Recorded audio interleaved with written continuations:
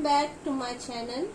Today I will tell you the story of Jimmy Jet and his TV set. इसमें मैं आपको एक ऐसे बच्चे की कहानी सुनाऊंगी जो अपनी बहुत ज्यादा टीवी देखने की आदत की वजह से खुद ही एक टीवी में तब्दील हो जाता है। मतलब कि वो खुद ही एक टीवी सेट बन जाता है। तो आइए देखते हैं कि क्या होता है। Who in your class watches TV the most? Find out. आपकी कक्षा में बहुत ज्यादा टीवी देखने वाला बच्चा कौन है या आपका मित्र कौन है, पता कीजिए। तो यहाँ से स्टार्ट होती है story. I will tell you the story of Jimmy Jet and you know what I tell you is true. आज मैं आपको जिम्मी जेट नामक एक बच्चे की कहानी सुनाने जा रही हूँ और तुम जानते हो कि ये बिल्कुल सच ही है। प्रायः ऐसे बच्चे आपको आसपास मिल ही जाएंगे।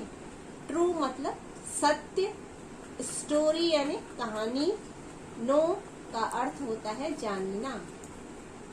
He loved to watch his TV set almost as much as you.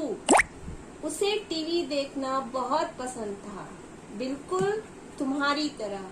जैसा तुम्हारी उम्र के बच्चों को टीवी देखना बहुत पसंद होता है, बिल्कुल वैसे ही जिम्मी जेट को भी टीवी से बहुत प्रेम था। He watched all day, he watched all night till he grew pale and lean.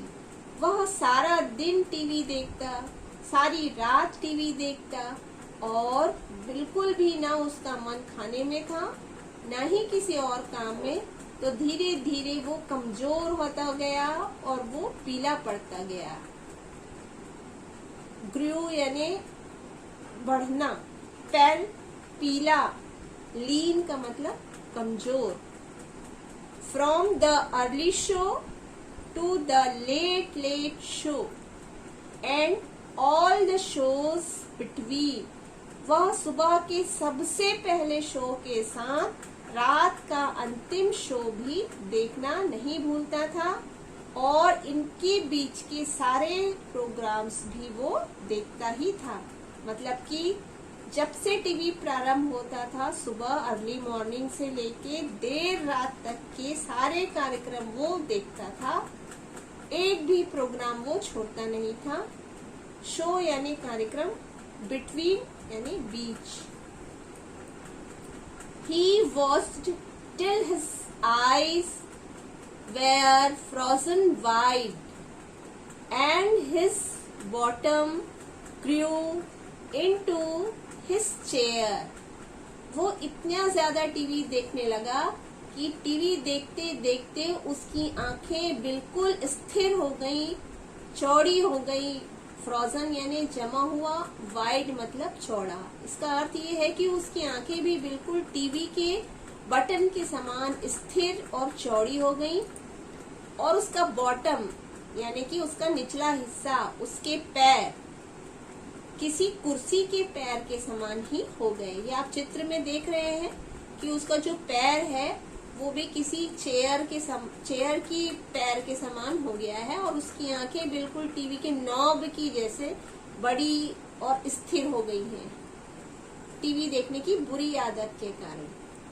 And his chin turned into a tuning dial and antenna grew out of his hair.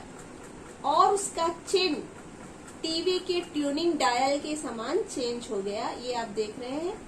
और उसके बालों के बीच से एक एंटीना निकल आया। आजकल के टीवीज में तो आपके पास रिमोट होता है, लेकिन पहले के जो टीवी आते थे उसमें टीवी के प्रोग्राम्स चेंज करने के लिए एक डायल लगा होता था। तो वो ये देख रहे हैं, यहाँ पर डायल है। उस बच्चे का जो चिन्ह है वो किसी डायल के समान हो गया और एंटीना भी उसकी बालों के बीच से निकल आया। ये एंटीना बहुत जरूरी होता था पहले के टीवी को सेट करने के लिए, अब इसकी आवश्यकता नहीं होती है। And his brains turn into TV tubes and his face to a TV screen, और उसका दिमाग टीवी ट्यूब्स में चेंज हो गया और उसका चेहरा एक टीवी के स्क्रीन के जैसे ही बन गया। टीवी के अंदर टीवी ट्यूब्स होती है जो टीवी को चलाने में हेल्प करती है, तो उसका दिमाग टीवी की ट्यूब्स के समान बन गया और उसका चेहरा किसी टीवी स्क्रीन के समान हो गया।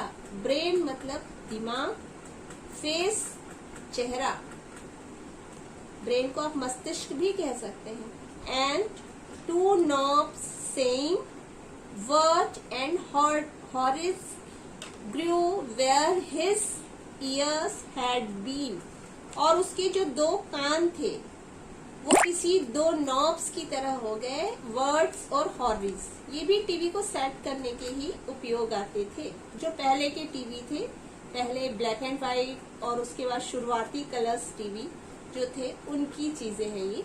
आजकल ऐसे टीवी देखने में नहीं आते हैं। आज तो सबके पास रिमोट है और रिमोट से ही सारे प्रोग्राम्स चलते हैं।